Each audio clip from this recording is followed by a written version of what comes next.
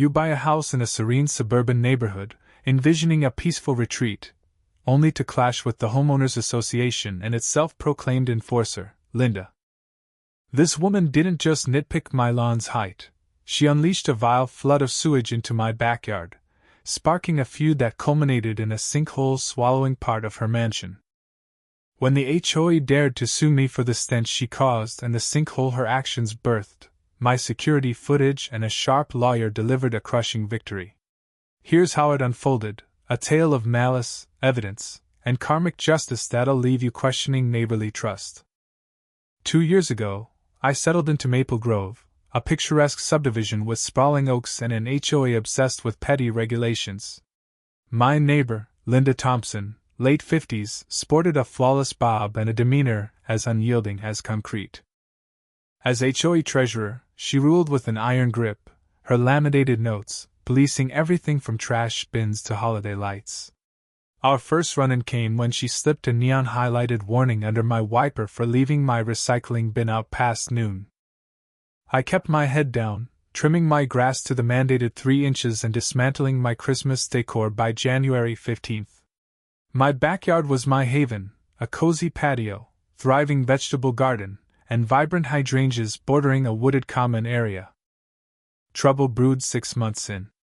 A faint, foul odor drifted from Linda's side, growing stronger on warm days. A soggy patch appeared near our shared fence, downhill from her elevated lot, the grass there an unhealthy green. I approached her politely one morning. "Linda, there's a damp spot by the fence with a strange smell. Could it be your plumbing?" Her glare could have melted steel. "My property is impeccable," she snapped. "Check your drainage." The HOA was no help, sending me a yard maintenance pamphlet and a warning about overwatering. I started a log, noting dates, smells, and the growing dampness, sensing Linda's hostility was more than just prickly neighborliness. A year later, the situation exploded. One Friday, I returned home to a gray, murky pool seeping into my yard, the stench unmistakably sewage. My patio was unusable, the air thick with rot. I confronted Linda at her door. "This is wastewater from your side," I said, fighting to stay calm. "You need a plumber now." She smirked, arms crossed. "If there's a smell, it's your mess. Maybe it's your cat." I didn't own a cat. Her doors slammed in my face. By morning, the pool had doubled, my garden wilting. The county health department called it a civil matter. The HOA sent me a letter, likely penned by Linda, blaming me for an offensive odor, and demanding I fix it within 7 days or face fines.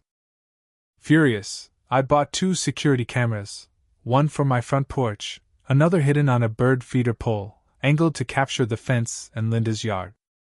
The footage was damning. Late at night, between 10 p.m. and midnight, Linda uncoiled a flexible pipe, directing a gush of wastewater under the fence into my yard. It was deliberate, malicious. My hydrangeas died, my garden became a swamp, and the stench forced my windows shut. The HOA, calm pill with Linda, sent more violation notices, citing mosquito hazards from my standing water. I compiled a binder, timestamps, footage, emails, and local laws on nuisance and water rights. Linda strutted past my house, smug, untouchable, or so she thought. The constant sewage saturated my sloping yard, turning the soil spongy. 3 months into her nightly dumps, I noticed a small, circular depression near the fence, about 2 feet wide and 6 inches deep. It grew daily, soft and yielding underfoot. I mentioned it to Linda, curious about her reaction. "That's your property," she sneered. "Fix your drainage." Her denial was galling. Then, one pre-dawn morning, a grinding crash jolted me awake. From my window, I saw the depression had collapsed into a 10-foot-wide sinkhole, devouring the fence and creeping under Linda's mansion. Her sunroom cracked, its foundation exposed, her flower beds gone. Linda, in silk pajamas, screamed hysterically, "My house is falling!" Neighbors gawked.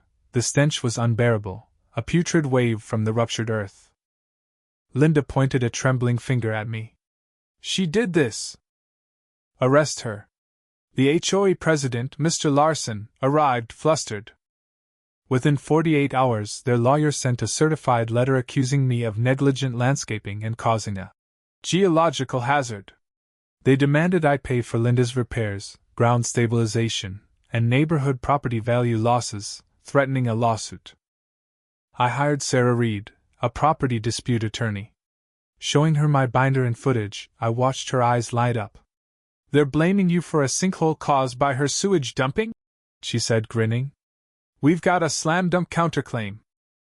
A geologist confirmed the wastewater had eroded the clay soil, creating a void that collapsed. We countersued Linda for nuisance, trespass, and emotional distress, and the HOA for negligence and aiding her actions.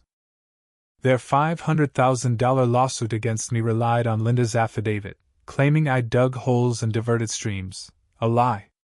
In discovery, Linda's deposition was a farce, alleging my non-existent compost heap caused the smell. Mr. Larson dodged questions about my complaints, unable to justify their inaction. Sarah dropped the bombshell in a pretrial conference, revealing our footage of Linda's nightly sewage dumps. Their lawyer, Bartholomew Wentworth III, went pale. "We'll share it in discovery," Sarah said coolly. "Review it before settlement." The HOA's bravado crumbled. Linda denied the footage, then claimed it was fake, before spiraling into accusations of a conspiracy. At the settlement conference, Sarah projected a highlight reel, Linda, flashlight in hand, pumping sewage into my yard.